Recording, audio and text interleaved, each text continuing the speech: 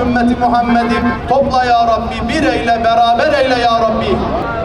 1,5 yıldır zalim İsrail bir avuç insan üzerinden bütün dünyaya bir mesaj veriyor.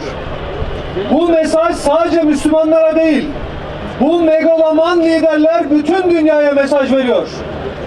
Ve bu nedenle bütün dünyanın vicdan sahibi insanlarıyla birlikte bugün dünyanın farklı meydanlarında bir araya geldik ve haykırıyoruz.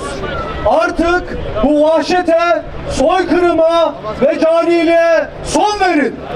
İslam dünyası maalesef bugün korkaklar ve ortaklar olarak ikiye bölünmüştür.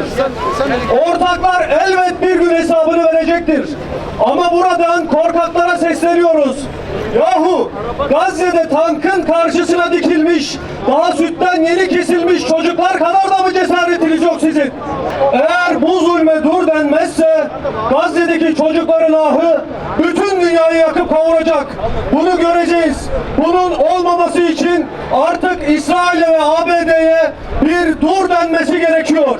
Biliniz ki Netanyahu Yahudi düşmanıdır.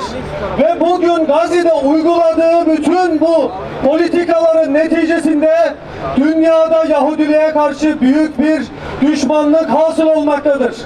Buradan bu nedenle Yahudi topluluklarına da sesleniyoruz. Sizler de bir an evvel ayağa kalkın ve içinizdeki pisliklerden artık arının. Bizim İslam dünyası olarak, Müslümanlar olarak en başta Rabbimizin وَاَعْتَصِمُوا بِحَبْلِ اللّٰهِ جَمِيعًا ayet kerimesine, hükmüne uyarak İslam birliğini kurmak, yeniden 100 yıl önce elimizden alınmış olan hilafetimizi ihya etmek, Amerika'nın ve İsrail'in bombaları tükenene kadar Gazze'de direniş devam edecektir.